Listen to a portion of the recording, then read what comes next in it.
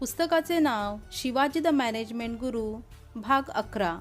आई तुळजाभवानी, माता जिजाऊ आणि अखंड हिंदुस्थानचे आराध्य दैवत छत्रपती शिवाजी महाराज यांना त्रिवार वंदन करून पुढील वाचनास सुरुवात करत आहे। प्रकरण 21, महाराजांचे लष्कर व्यवस्थापन। छत्रपती शिवाजी महाराजांच्या यशाचे प्रमुख कारण म्हणजे त्यांनी तयार केलेली सैन्य रचना आणि व्यवस्थापन। छत्रपतींच्या शिस्तबद्ध सैन्य रचनेमुळे मराठ्यांना बऱ्याच मोहिमांमध्ये हमखास यश मिळायचे। शत्रूची सैन्यफळी फोडत असताना मराठी फौज विस्कळीत होणार नाही याची महाराजांनी नेहमी दक्षता घेतलेली असायची। त्यामुळे सैन्याला लढाईवर जातानाच एक वेगळा असा आत्मविश्वास असायचा। प्रत्येकाला जेवढे काम दिलेले असायचे तेवढेच त्याने चोखपणे बजावले की यश हमखास असायचे। महाराज जेवढ्या कुशलतेने युद्ध मोहिमांचे नियोजन करायचे तेवढ्याच कठोरतेने त्यांचे शिल्लेदार आणि मावळे त्याची अंमलबजावणी सुद्धा करायचे। महाराजांची सैन्य व्यवस्था नक्की कशी होती याबाबत असलेली माहिती अशी की स्वराज्याच्या फौजेचा 60% भार घोडदळावर तर 40% भार हा पायदळावर होता। महाराजांनी चतुरंग सैन्य व्यवस्था मोडीत काढून घोडदळ व पायदळ यावर जास्त भार ठेवला। घोडदळाने अनपेक्षित आणि विजेच्या वेगाने नवीन प्रदेशात मुसंडी मारून तो ताब्यात घ्यावा आणि पायदळाने त्याच्यावर अंमल प्रस्थापित करायचा असा तो शिरस्ता असायचा। महाराजांनी कोणत्याही किल्ल्यावर 500 पेक्षा जास्त सैनिक ठेवू नयेत असा नियमच तयार केला होता। अगदी मोठ्यात मोठ्या किल्ल्याला हा नियम असल्यावर छोट्यात छोट्या किल्ल्यावर तर फक्त 200 ते 300 अशी शिबंदी असायची। किल्ल्याच्या आश्रयाने लढणारा एक मावळा 100 गनिमांना भारी पडला पाहिजे या रणनीतीने मोर्चे बांधणी केलेली असायची आणि तशा प्रकारचे प्रशिक्षण मावळ्यांना दिलेले असायचे। शत्रू प्रचंड संख्येने आणि दीर्घकाळ वेढा घालून बसला तर बाहेरच्या अंगाने घोडदळ त्यावर छापा घालून त्यांना हैराण करायचे। त्यामुळे किल्ल्यावरील 200 आणि 300 लोक आणि अचानक हल्ला करणारे घोडदळ यामुळे शत्रूची चांगलीच कोंडी व्हायची। तेवढ्यात किल्ल्यावर आणखी शिबंदी पोहोचवणे, रसदेची, दारुगोळ्याची व्यवस्था करणे इत्यादी कामे अगदी झटपट केली जायची। वर्षानुवर्षे एक किल्ला अशा प्रकारे झुंजत ठेवला जायचा। अर्थात हे सगळे घोडदळ आणि किल्ल्यावरील पायदळ यांच्या योग्य त्या समन्वयातून शक्य होत असे आणि महाराज या लष्करी नियोजनात खूप बाकबगार होते। म्हणूनच महाराज अगदी छाती ठोकपणे सांगायचे, माझा एक किल्ला एक वर्ष सहज झुंजवीन। गनिमाला मग 360 किल्ले घेण्यासाठी किती वर्ष लागतील त्यांनी ठरवावे। महाराजांच्या घोडदळाचा विचार केला तर त्यात 2 प्रकारचे घोडेस्वार असायचे, एक बारगीर आणि दुसरे म्हणजे शिलेदार। ज्या घोडेस्वारांना घोडा चालवण्याचे प्रशिक्षण, जीन सामान आणि हत्यार सर्व काही सरकारातून दिले जायचे त्यांना बारगीर असे म्हणत। तर ज्यांच्याकडे स्वतःचा घोडा आहे, ज्यांनी स्वतःचे प्रशिक्षण स्वतः पूर्ण केले आहे आणि जे स्वखर्चाने त्यांचे शस्त्र, घोडा, जीन सामान बाळगतात ते स्वयंपूर्ण असे घोडेस्वार म्हणजे शिलेदार। महाराजांच्या सैन्यात कायमस्वरूपी पगारावर काम करणाऱ्या या बिरगारांना एकत्रित हुजुरातीची फौज म्हणजे सरकारी फौज असे म्हटले जायचे। विशेष मोहिमेवर जाताना त्या अधिक सैनिकांची गरज लागायची तेवढेच सैनिक भरती करण्याचे काम तेथील अंमलदार, सुभेदार यांच्याकडे दिले जायचे।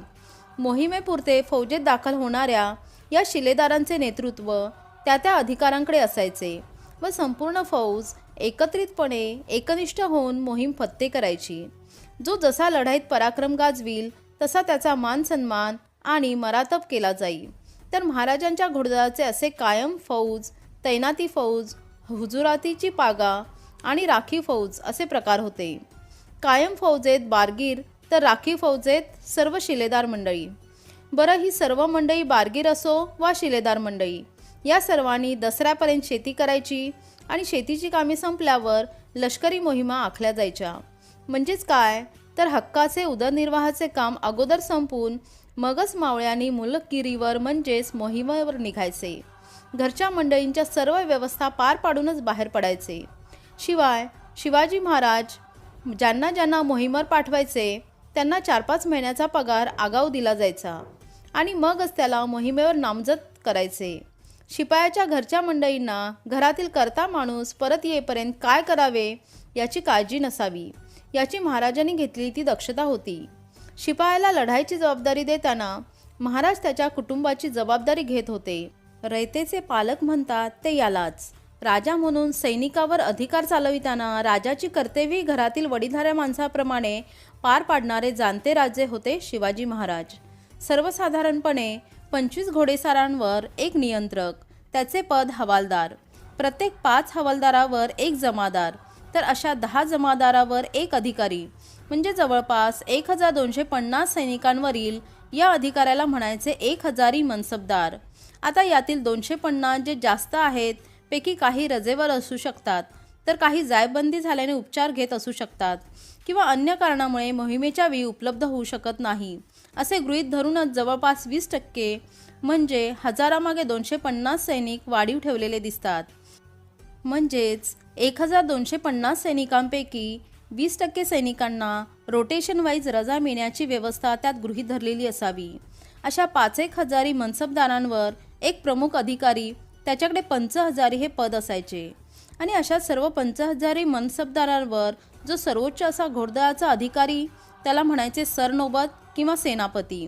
आता या घोडेस्वारांसाठी रसदेची केलेली व्यवस्था अशी असायची की प्रत्येक हवालदाराच्या निर्देशाखाली एक पाणी पुरवठा करणारा घोडेस्वार असायचा, तर एक जेवण खावण याची काळजी घेणारा असायचा. पाणी पुरवठा सांभाळणाऱ्या घोडेस्वाराला भिस्ती असे म्हणतात. पखालीने पाणी भरून सैनिकांपर्यंत पोचवण्याचे त्याचे मुख्य काम. आणि राखीव साठा म्हणून प्रत्येक घोडेस्वाराच्या जीन सामानामध्ये छोटी चामड्याची बनवलेली पाण्याची पिशवी असायची. आणीबाणीच्या काळामध्ये सर्वसाधारणपणे 4 दिवस पिण्याची पाणी पुरू शकेल अशी पिशवी प्रत्येक स्वाराकडे असायची. अर्थात पाण्याचे नियोजन कसे करावे याचे निर्देश असायचे. खाण्यापिण्याची व्यवस्था करणारे घोडेस्वार नालबंदी या नावाने ओळखले जायचे. रात्रीच्या अंथरुणा पांघरुणाची काळजी नसायची. प्रत्येक घोडेस्वाराच्या मांडीखाली एक घोंगडी आणि एक कांबळी कायम तयार असायची. मोहिमेवर असताना अनावश्यक आणि अवजड वस्तू अजिबात सोबत घेतल्या जात नसायच्या. सैनिकांसाठी आणीबाणीच्या वेळी किंवा जेवण मिळण्यास, रसद पोहोचण्यास उशीर होण्याचा प्रसंग आलाच तर घोडा आणि घोडेस्वार यांना किमान 2 दिवस तग धरता येईल किंवा पुरेल इतका सुकामेवाची व्यवस्था केलेली असायची. त्या सुक्यामेव्यात गूळ, शेंगा, भाजलेले चणे असायचे, तर घोड्यांसाठी कच्चे चणे असायचे. त्यामुळे गनिमी काव्याची लढाई करताना शेकोटी वगैरे न पेटवता, चुलवा न पेटवता 2-2 दिवस मराठी फौज झाडाझुडपात आणि दऱ्याखोऱ्यामध्ये दबा धरून बसली तरी शत्रूला थांगपत्ता लागत नसायचा. पायदळात व घोडेस्वारात मावळ्यांची संख्या अधिक होती. गडावर 500 पेक्षा अधिक सैन्य घोडेस्वार ठेवले जात नसत.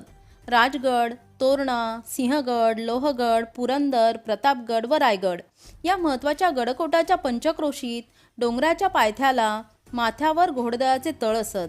राजगडाच्या चोहोबाजूच्या पाली, मळे, मेरावणे व खडकी, मोहरी येथे, तसेच तोरणागडाच्या पायथ्याला धानेप, केळद, तसेच भोरडी, निगडी मोसे, कादवे, दिवळे, दापसरे आदी ठिकाणी घोडेदळांचे तळ होते.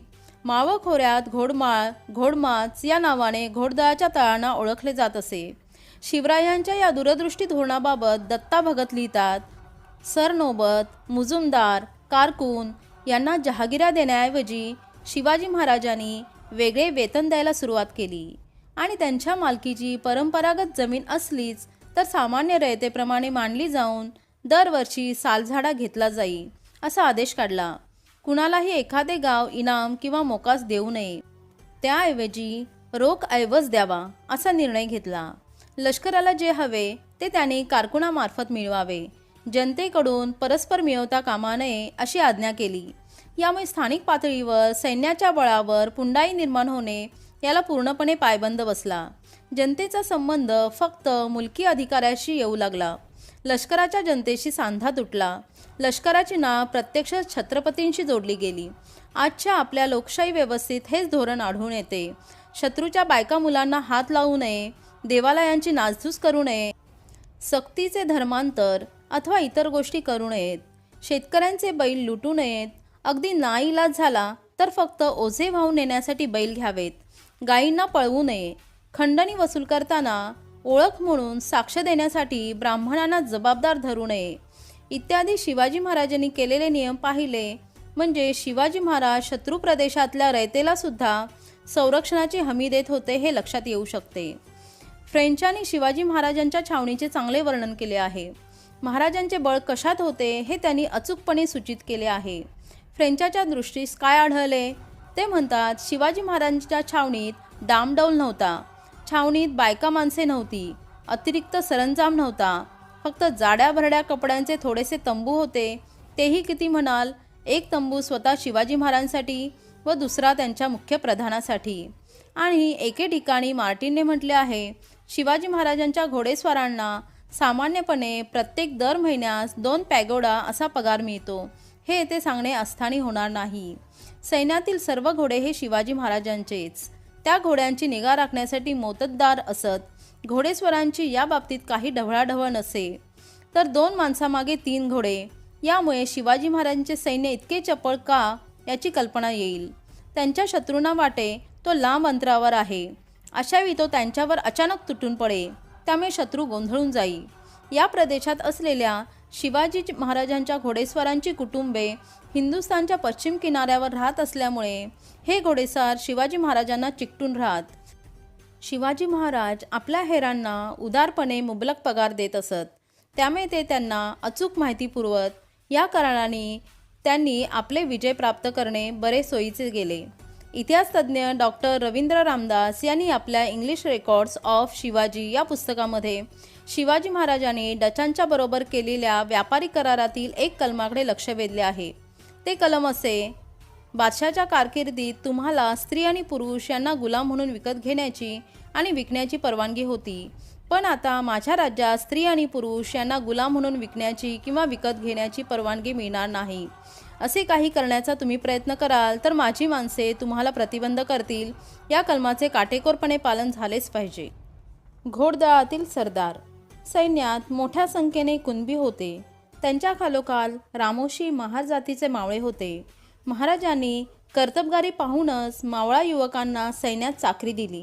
घोडदळातील काही सरदारांची नावे पुढीलप्रमाणे: नेताजी पालकर, मानाजी मोरे, रूपाजी भोसले, खंडोजी जगताप, धनाजी जाधव, नेताजी काटकर, दादाजी काकडे, नियोजी काठे, संताजी घोरपडे, तुकोजी निंबाळकर, खांडेकर, निंबाजी पाचोळे, गणोजी शिर्के, कृष्णाजी पवार, कृष्णाजी घाटके, बनाजी बिर्जे, मनाजी मचाळे, कान्होजी दिवेकर, आप्पाजी तांबे, जयसिंग पालकर, हरजीराजे पहाडिक, खंडेराव दाभाडे, खंडोजी आटोळे, दरेकर, कान्होजी आंग्रे, नलगे, घोरपडे, गाढवे, पानसंबळ, येसाजी थोरात, नेमाजी शिंदे, खाजनकर, सोमवंशी, इंगळे, सेलके, देवकते, सिताळे, खांडेकर, पांढरे, कडू, कोकाटे, ढमढेरे, बांडे, उचले वगैरे अनेक सरदार होते.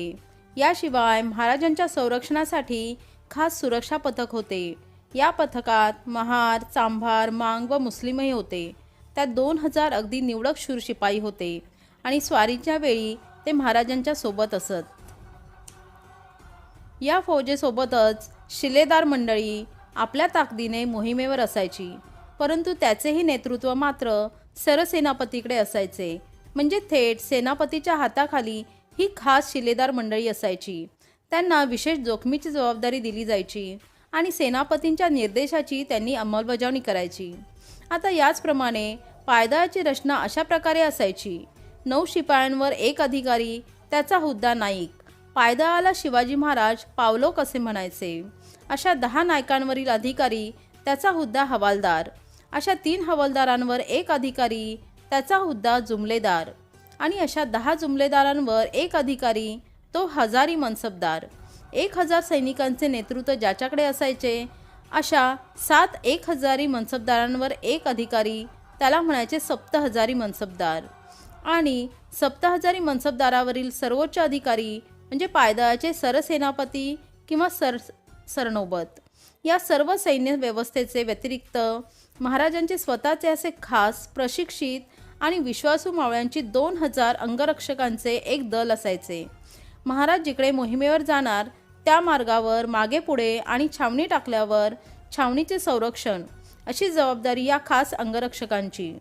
आणि एकट्या महाराजांच्या सर्वोच्च नेतृत्वाखाली चालणारे स्वतंत्र गुप्तहेर खाते.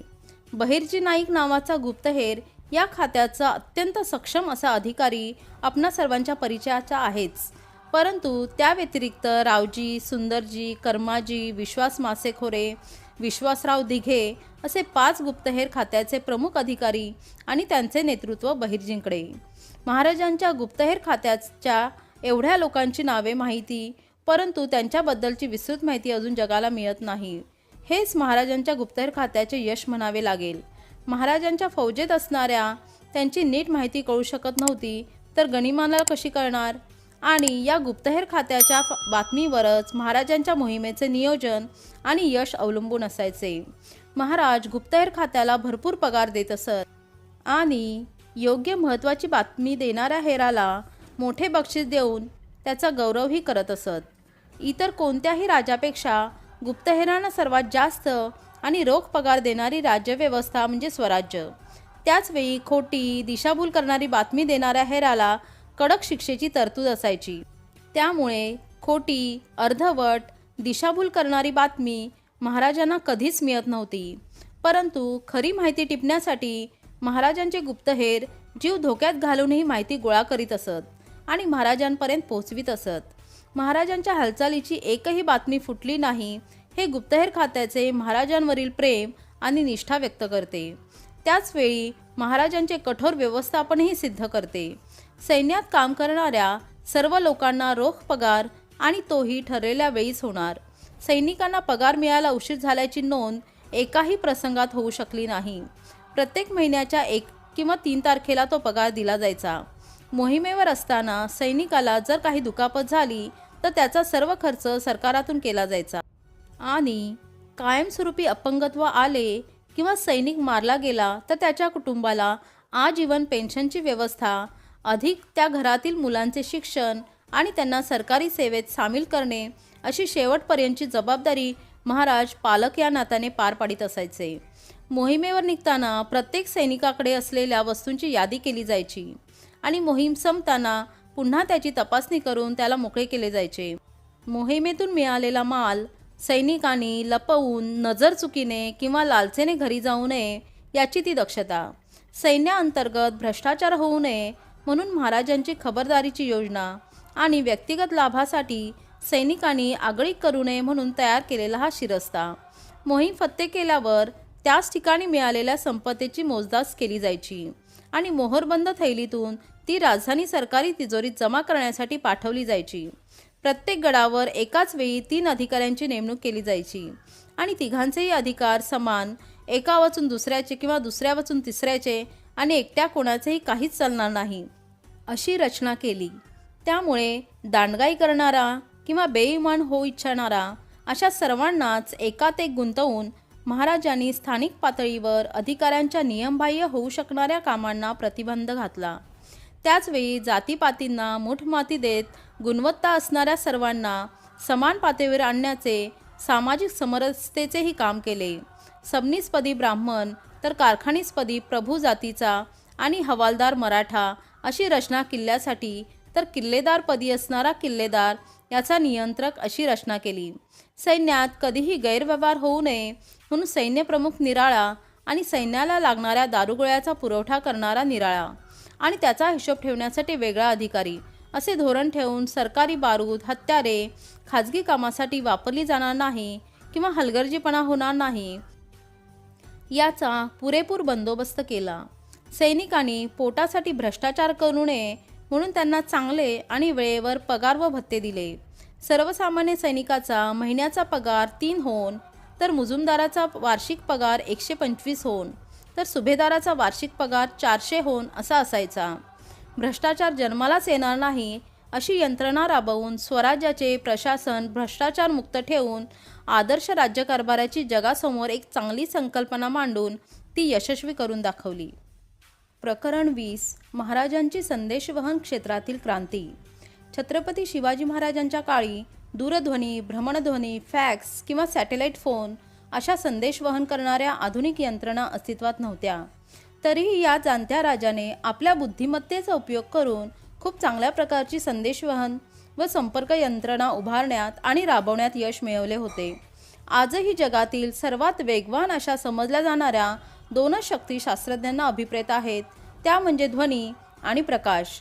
आज सर्वात वेगाने उड्डाण करणारे विमान ध्वनीच्या गतीवरून मोजले जाते. विज्ञान आणि तंत्रज्ञानाच्या जन्मापूर्वी डोळसपणे याचा उपयोग हिंदवी स्वराज्यासाठी करणारा राजा शिवाजी हा एक वैज्ञानिक दृष्टिकोन बाळगणारा राजा म्हणूनही आता समोर येऊ शकेल. आपणाला शिवाजी महाराजांची संदेशवहन यंत्रणा समजण्यासाठी उदाहरणादाखल एक उदाहरण देतो म्हणजे कळेल. छत्रपती शिवाजी महाराजांच्या लढाया दिवसाही होत आणि काळोख्या रात्रीही होत असत. त्यामुळे दिवस आहे की रात्र याचा विचार करून संदेशवहन यंत्रणा काम करीत होती. आणीबाणीच्या आणि इतर प्रसंगी एका किल्ल्यावरून दुसऱ्या किल्ल्यावर त्वरित संदेश पोहोचवण्यासाठी महाराजांनी अंमलात आणलेली पद्धत खरोखरच आपणाला थक्क करून सोडणारी आहे. त्यावेळचे सर्वात वेगवान वाहन म्हणजे घोडेस्वारी. परंतु या संपर्क यंत्रणेच्याही विशिष्ट प्रसंगी खूप मर्यादा येतात. उदाहरणार्थ शत्रूने वाट रोखून धरली किंवा शत्रूने किल्ल्याला वेढा घातला असेल अशा प्रसंगी तर या संपर्क यंत्रणेवरच पुढील हालचाली आणि युद्धाचा निर्णय अवलंबून असतो. आणि त्यामुळे त्यावेळच्या इतर राज्यकर्त्यांच्या सहसा लक्षात न आलेली संपर्क यंत्रणा मात्र राजाने जाणीवपूर्वक उभारून माहिती तंत्रज्ञान क्षेत्राची मुहूर्तमेढ रोवली असेच म्हणावे लागेल. सिद्दी जोहरने पन्हाळा किल्ल्याला वेढा घातल्यामुळे छत्रपती शिवाजी महाराज पन्हाळा किल्ल्यावर जवळपास 4 महिने अडकून पडले होते. गडावरून मुंगीही खाली सरकू शकणार नाही एवढा कडेकोट बंदोबस्त सिद्दी जोहरने करून ठेवलेला. ऐन पावसाळ्याच्या हंगामात सुद्धा वेढा अजिबात ढिला पडत नव्हता.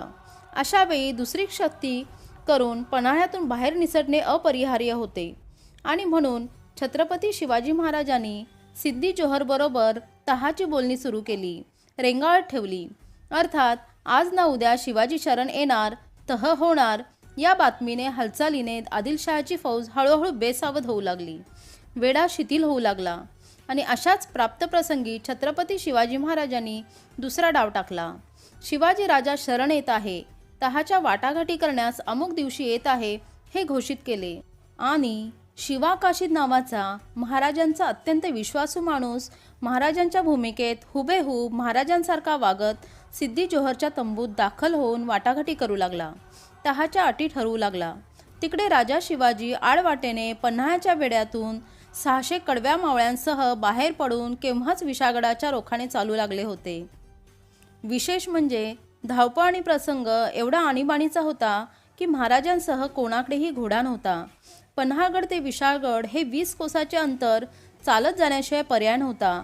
रात्रीच्या अंधारात आणि भर पावसात चिखलाने भरलेल्या रस्त्याने प्रवास करीत सकाळपर्यंत विशाळगडापर्यंत पोहोचणे आवश्यक होते.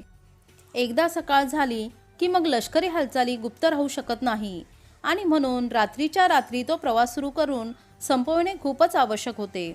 परंतु शिवाजी महाराजांसारखा स्वाभिमानी राजा आपल्या अटी एवढ्या सहजपणे कशा कबूल करतो याचा सिद्दी जोहरला संशय आला आणि त्याचवेळी शिवाजी राजा पन्हाळ्यातून सटकल्याची बातमी येऊन थडकली.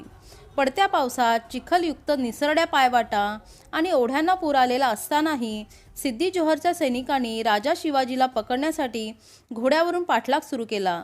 महाराजांकडे घोडे नव्हते आणि सिद्दीची फौज घोड्यावरून पाठलाग करीत होती. त्यामुळे साहजिकच ते थोड्याच वेळात महाराजांना येऊन भिडणार हे नक्की होते आणि मग महाराजांनी सिद्दीच्या फौजेला घोडखिंडीतच अडवण्याचा निश्चय केला. वाट एकदम चिंचोळी व गनिमाला पार होण्यासाठी खूपच अवघड होती. अशा ठिकाणी हाताशी असलेल्या फौजेनीशी सामना करण्याचे ठरले. परंतु महाराजांचे विशाळगडावर पोहोचणे खूपच आवश्यक असल्याचे व लाख मेले तरी चालतील परंतु लाखांचा पोशिंदा मरता कामा नये अशी प्राणपूर्वक शपथ घालत बाजीप्रभू देशपांडे यांनी महाराजांना पुढे जाण्यास सांगितले. 300 मावळे महाराजांसोबत व 300 मावळे बाजीप्रभू देशपांड्यांसोबत अशी विभागणी केली गेली. निघताना महाराजांनी बाजीला सिद्धीची फक्त वाट रोखून धरण्याचे सांगितले. आम्ही सुखरूप गडावर पोहोचलो की तोफांचे 5 बार उडून इशारा दिल्यानंतर तुम्ही सुरक्षित माघार घेत जंगलात पसार व्हावे अशी सूचना केली. अर्थात घोडखिंड ते विशाळगड हे फक्त 12 कोसांचे. धावत्या फौजेनीशी महाराजांना जो वेळ लागला असता तो 1 ते 1.5 तासांचा. म्हणून महाराजांनी बाजीप्रभू देशपांडेंना तशी सुरक्षित माघार घेण्याची सूचना दिलेली. परंतु इकडे महाराजांनी खिंडीतून सुखरूपपणे किमान वेळेत प्रवास करून विशाळगडाच्या पायथ्याशी पोचले खरे, परंतु पाहतात तो काय, सूर्यराव सुर्वे आणि जयवंतराव दळवी नावाच्या आदिलशाही परंतु मराठा सरदारांनी विशाळगडालाच वेढा टाकलेला. महाराजांसोबत असणाऱ्या 300 मावळ्यांनी जीवावर उदार होऊन प्राणाचे बलिदान देऊन वेढा फोडण्याचा निकराचा प्रयत्न केला. सुर्वे आणि दळवी सुद्धा मराठी मातीतलीच राकट माणसे. वेढा काही केला फुटत नव्हता. महाराजांच्या 300 मावळ्यांनी अगदी घमासान करीत 7 तास संघर्ष करून अखेर वेढा फोडला. इकडे घोडखिंडीत महाराज इशारा का करीत नाहीत याचा विचार बाजीप्रभूंना, आणि जोपर्यंत इशारत होत नाही तोपर्यंत आपण गनिमाची वाट रोखावी हा आदेश बाजीप्रभू आणि त्यांच्यासोबत असणारे 300 बांदलवीर सोबत फुलाजी, सिद्दी इब्राहिम व सिद्दी वाहवा आणि शिवाजी महाराजांचे सख्खे मामा अचलोजींचा मुलगा संभाजीराव जाधव ही सर्व मंडळी सिद्धीच्या एका पाठोपाठ येऊन धडकणाऱ्या टोळधाडीला रोखताना धारातीर्थी पडले. मराठ्यांच्या गनिमी काव्याच्या लढाईत कधीच एवढा वेळ झुंज देण्याची वेळ आली नव्हती. शत्रूला हुलकावणी देऊन कात्रजचा घाट दाखवण्यात मराठे तरबेज होते, परंतु या प्रसंगी ती रणनीती कामाची नव्हती. महाराज विशाळगडावर सुखरूप पोहोचल्याचा इशारा मिळेपर्यंत खिंड सोडता येत नव्हती आणि त्यामुळे समोरासमोर घमासान केल्याशिवाय पर्याय नव्हता. घोडखिंडीत शेवटचा मावळा जिवंत असेपर्यंत गनिमाला 1 इंचही पुढे सरकायला जागा मिळत नव्हती. मुडद्यांचा खच पडत चालला होता आणि 7 तासानंतर विशाळगडावरून इशारतीच्या 5 तोफा झडल्या. बाजी, फुलाजी, संभाजी, सिद्दी इब्राहिम व सिद्दी वाहवा या सर्वांचे बलिदान कामी आले. महाराज गडावर पोहोचेपर्यंत गनिम खिंडीतच रोखला गेला. महाराजांनी विशाळगडावरून लागलेल्या 5 तोफा हा सांकेतिक इशाराच होता. लढाई करीत असताना माणूस डोळे आणि मन एकत्र करून लढत होता आणि अशा वेळी विचलित न होता इशारा देण्यासाठी ज्या तोफांचा आवाज म्हणजे ध्वनींचा उपयोग महाराजांनी सिग्नल यंत्रणा म्हणून केला. घोडखिंडीचा प्रदेश दाट झाडी झुडपांचा आणि डोंगरदऱ्यांचा आणि विशाळगडाचे अंतर 12 कोस. घोडखिंडीतून विशाळगड किंवा विशाळगडावरून घोडखिंड दृष्टिक्षेपात येणे अवघड. त्यामुळे ज्या ठिकाणी प्रकाशाचा उपयोग करता येणार नाही त्या ठिकाणी महाराजांनी ध्वनीचा उपयोग संदेश वहनासाठी करून समायोजितपणा दाखविला. शाहिस्तेखानावर छापा घालण्यासाठी महाराजांनी रणनीती बनवली आणि त्यानुसार शत्रू अगोदरच बेसावध असेल असा दिवस महाराजांनी निवडला. तो दिवस होता औरंगजेबाच्या राज्यारोहणाच्या वर्धापन दिनाचा, म्हणजे मोगलांच्या फौजेसाठी उत्सवाचा, आणि त्यातच रोजाचा महिना चालू होता. दिवसभराचा उपवास सोडून लाल महालातील अर्धे पहारेकरी चाकर गाढ झोपलेले होते, तर बाकीचे हौसे शौकीन पहारेकरी नगारखान्यात वाद्य वाजवीत आनंद साजरा करीत होते. मावळ्यांनी नगारखान्याचाच ताबा घेऊन जोरजोरात वाद्य वाजविले. त्यामुळे महाराज 20,000 फौजेच्या गराड्यातून लाल महालात आले पोहोचले तरी काही कळले नाही. 5 एप्रिल 1663 मध्यरात्री शाहिस्तेखानावर छापा पडला. महाराज आणि त्यांच्या मावळ्यांचा मोगल पाठलाग करणारच होते. महाराज तानाजी मालुसरेंसह हिंगण्यातील आंब्याच्या बागेत पोहोचले आणि इशारतीचा करणा वाजला. कात्रजच्या घाटात बैलांच्या शिंगांना आणि झाडांना बांधलेले टेंबे तेथील मावळ्यांनी पेटविले आणि मोगलांचे लक्ष तिकडे जावे म्हणून जोरजोरात ढोलसुद्धा वाजविले. महाराज व त्यांचे सैन्य कात्रज घाटामध्ये आनंद साजरा करत होते असा मोगलांचा एक क्षण भास व्हावा या मानसिकतेने महाराजांनी हे सगळे केले. अचानक पडलेल्या मर्माघाती छाप्याने गोंधळलेल्या मोगलांचे 10,000चे सैन्य अंधारात बेभान होऊन पाठलागावर निघाले. तोपर्यंत महाराज सिंहगडाच्या उलट्या दिशेने गेले होते आणि एक इशारतीचा करणा वाजताच कात्रजच्या घाटात ढोल नगारे वाजविणारे मावळेही वाद्य तेथे टाकून घाट ओलांडून पुरंदरकडे पळाले.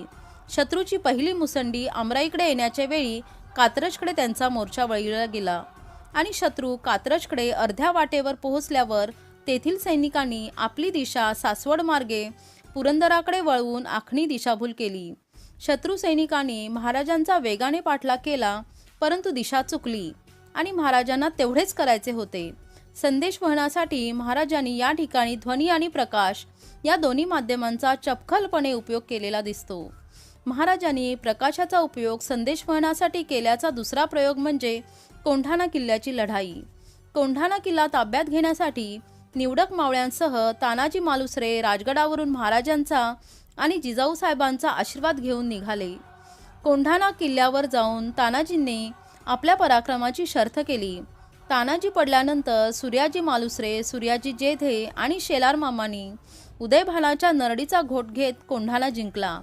कोंढाणा जिंकला ती वेळ होती मध्यरात्रीची आणि अशावेळी कोंढाणा जिंकल्याची खबर देण्यासाठी महाराजांनी इशारत करण्यासाठी जी खूण ठेवली होती ती होती प्रकाशाची. राजगड आणि कोंढाणा नजरेच्या टप्प्यात होता. कोंढाणा घेईपर्यंत रात्रभर महाराज कोंढाणाच्या बाजूकडील बुरुजावरून इशाऱ्याची वाट पाहत होते. सोबत जिजाऊ साहेब आणि शंभूराजेही होते. कोंढाणा जिंकला की इशारत म्हणून गडावरील गवताच्या गंजी पेटवण्याचे ठरले होते. त्यानुसार मावळ्यांनी कोंढाणा जिंकताच गडावरील गवताच्या गंजी पेटवून राजगडावर असणाऱ्या महाराजांना तसा संदेश दिला.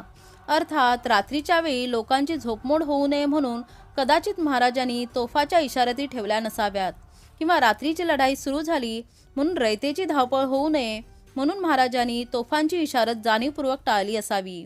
त्यामुळे कोणत्या प्रसंगी कोणता संदेश वहन वापरावा याचे प्रचंड प्रसंगावधान आणि भान शिवाजी महाराज ठेवत असत हे लक्षात येते. ध्वनीचा आणि प्रकाशाचा उपयोग विज्ञानाची पहाटी झाली नव्हती तेव्हा संदेशवहनासाठी उपयोग करणाऱ्या, खऱ्या अर्थाने संदेशवहन क्षेत्रात क्रांती करणारा जाणता शिवाजी राजा आम्ही कधीच ओळखला नाही. अग्नीचा उपयोग महाराजांनी संदेशवहनासाठी आग्रा शहरातून बाहेर पडण्यासाठी अचूकपणे केला होता. महाराज कैदेतून निसटले की सर्वात पहिली मजल मारणार होते ते कुंभारवाड्यात आणि तेथून घोडे घेऊन पुढचा प्रवास करणार होते. शिवाजी महाराजांना बाहेर पडल्यावर व्यवस्थित दिशादर्शन व्हावे म्हणून त्या कुंभाराला संभाजीराजांनी जवळच्याच विस्तीर्ण सपाट मैदानावर एका उंचवट्याच्या ठिकाणी नवीन भट्टी लावण्यास सांगितले. त्यासाठी लागणारी सर्व आर्थिक बाजू शंभूराजांनी सांभाळली. रात्रंदिवस ती भट्टी कायम पेटती राहील याची दक्षता घेण्याची सूचना केली. महाराज दिवसा रात्री अपरात्री केव्हाही बाहेर पडले तरी योग्य दिशेनेच प्रवास व्हावा यासाठी ही सगळी धडपड चालू होती. महाराजांच्या ठिकाणापासून जवळपास 3 कोसाच्या अंतरावर ही पेटती भट्टी तयार ठेवली गेली होती. सलग 3 महिने ही भट्टी चालूच होती. आजूबाजूला झाडी नाही, डोंगर दरी नाही अशा सपाट प्रदेशात आणि निर्मनुष्य ठिकाणी ही भट्टी लावली गेली होती. महाराज दिवसा बाहेर पडले तर धुराच्या लोटावरून दिशा निश्चित होणार होती आणि रात्री बाहेर पडले तर पेटत्या ज्वाळा मार्गदर्शन करणार होत्या. संभाजीराजे आणि महाराज दोघेही वेगवेगळ्या मार्गाने तेथपर्यंत पोहोचणार होते म्हणून आणखीन सावधानता बाळगली जात होती. एकदा जर दिशा चुकली तर साऱ्या मेहनतीवर पाणी फिरणार होते. महाराज किंवा शंभूराजे कोणीही तावडीत सापडले असते तर मोहीम असफल होणार होती आणि म्हणून दोघांनाही एकाच वेळी आग्र्यातून सही सलामत बाहेर काढण्यासाठी ही योजना राबवण्यात आली होती. एवढी महत्त्वाची जबाबदारी पार पाडणारी भट्टी कायम पेटती ठेवण्यासाठी त्या कुंभाराने आणि त्याच्या 2 मुलांनी काय काय कष्ट उपसले असतील ते त्यांनाच माहिती. परंतु महाराजांच्या या निकडीच्या प्रसंगालाच शिरसावंद्य मानून त्यांनी आपली जबाबदारी इमाने इतबारे पार पाडली. सलग 3 महिने डोळ्यात तेल घालून त्यांनी ती भट्टी पेटती ठेवली होती. छत्रपती शिवाजी महाराजांच्या लढाई क्षेत्रात आणखीन एक चमत्कार आपणाला पाहावयास मिळतो. तो खूपच दुर्मिळ आहे परंतु लोकांसमोर येणे गरजेचे आहे.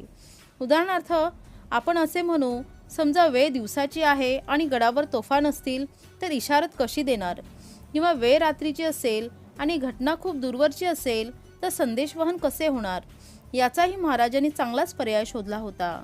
सुरुवातीच्या काळात महाराजांकडे तोफाच नव्हत्या. पुढे हळूहळू जमवाजमव झाली आणि महाराजांनी किल्ल्यावर तोफा पेरल्या. फिरता तोफखाना महाराजांकडे नसायचा आणि त्याचा मराठ्यांनाच उपयोग सुद्धा नव्हता. वेळ दिवसाची असेल आणि गडावर तोफा सुद्धा नसतील तर अशा वेळी एका किल्ल्यावरून दुसऱ्या किल्ल्यावर संदेश पोहोचवण्यासाठी छत्रपती शिवाजी महाराजांनी तयार केलेली आणि अंमलात आणलेली युक्ती अजोड आहे. कोणत्या प्रकारची लाकडे जाळल्यावर पांढरा धूर निघतो आणि कोणत्या प्रकारची वनस्पती लाकडे जाळल्यावर काळा धूर निघतो याचा अभ्यास करून महाराजांनी लाकडाचे वर्गीकरण करून त्याचा साठा प्रत्येक किल्ल्यावर केलेला असे. जसा इशारा असेल त्याप्रमाणे ते वर्गीकृत केलेले लाकूड जाळले जाईल. उदाहरणार्थ समजा बातमी चांगली आहे, कुठेतरी स्वराज्याच्या जमेची आहे, अशा वेळी गडावर पांढरा धूर केला जाईल. मग तो धूर पाहून त्याच्या बाजूला किल्ल्यावर इशारत मिळाली की त्या किल्ल्यावर पांढरा धूर करून पुढच्या आणि आजूबाजूच्या किल्ल्यांना इशारा दिला जाई. शेकडो मैलाचे असणारे अंतर महाराजांची संपर्क यंत्रणा काही मिनिटातच पार करून योग्य तो संदेश योग्य ठिकाणेपर्यंत पोहोचवित होती. जर इशारा धोक्याचा असेल, गनिमाचे भयंकर आक्रमण असेल, शत्रू ज्या रोखाने येत असेल तसा इशारा देणारा काळा धूर केला जाई. त्याचप्रमाणे आजूबाजूचे किल्लेदार सावध होत असत व तेही आपल्या किल्ल्यावर तसाच काळ्या धुराचा लोट तयार करून आजूबाजूच्या किल्ल्यांना इशारा देत शत्रूच्या आक्रमणाबाबत खबरबात देत असत. महाराष्ट्रात असणाऱ्या 360 किल्ल्यावर अवघ्या काही तासात अशा प्रकारे सूचना मिळत होत्या आणि पुढील कारवाई केली जात होती. याचाच परिणाम म्हणून की काय, मोगलांना महाराजांचा कोणताही किल्ला गाफील ठेवून घेण्यात कधीच यश मिळाले नाही. उलट महाराज जेव्हा एखाद्या ठिकाणी आक्रमण करायचे त्यावेळी शेवटच्या क्षणापर्यंत शत्रूला त्याची खबर लागू देत नव्हते. तर शत्रूने एकमेकाला इशारत करण्याची गोष्टच खूप लांब. छत्रपती शिवाजी महाराजांच्या राज्याभिषेक प्रसंगी महाराजांनी पांढरा धूर आणि तोफांची आतिषबाजी या दोहींचा एकत्रित वापर केला असणार. अर्थात प्रसंगच तेवढा आनंद द्विगुणित करणारा आणि सर्वांच्या सुखासमाधानाचा होता. शिवाय प्रत्येक किल्ल्यावर तशी आगाऊ सूचनाही होती. ही संदेशवहन यंत्रणा खूप चांगल्या रीतीने राबवण्यासाठी महाराजांनी निवडलेले राजधानीचे ठिकाण रायगड हे काही उगाच निवडले नव्हते, तर लष्करीदृष्ट्या रायगड अजिंक्य, बेलाग आणि शत्रूला पायथ्यापर्यंत पोहोचण्यास दुरापास्त होता. असे असले तरी रायगडाला जवळपास 65 किल्ल्यांचे संरक्षण आहे व 65 किल्ल्यांच्या मध्यभागी रायगड वसलेला आहे हे दुसरे कारण. काही किल्ले तर रायगडापासून हाकेच्या अंतरावर, तर काही उघड्या डोळ्यांनी स्पष्ट दिसतील एवढ्या अंतरावर. परंतु त्याच वेळी रायगडाची उंची हा एक भाग महाराजांनी अगदी आवर्जून लक्षात घेतलेला. आजूबाजूच्या इतर कोणत्याही किल्ल्यापेक्षा रायगडाचा बालेकिल्ला जवळपास 400 फुटांनी उंच आहे. म्हणजे आजूबाजूचा एखादा किल्ला शत्रूच्या ताब्यात जाऊन त्याने तेथून तोफा चालवल्या तरी किल्ल्याच्या तटबंदीपर्यंत येऊ शकत नव्हत्या. ही एक गोष्ट तर प्रचंड उंची असल्याने संदेश वहन करण्यासाठी राजधानी म्हणून रायगडाचा चांगला उपयोग होत होता. मग ते संदेश वहन प्रकाशाच्या माध्यमातून असो किंवा ध्वनीच्या माध्यमातून असो.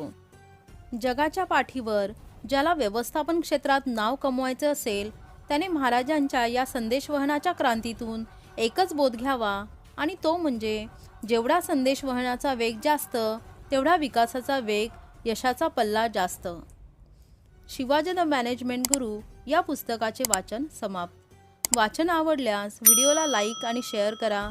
यांसारख्या अनेक कथा, कादंबऱ्या, चरित्रे ऐकण्यासाठी चॅनलला सबस्क्राईब करा. व्हिडिओ कसा वाटला ते कमेंट सेक्शनमध्ये सांगा. धन्यवाद.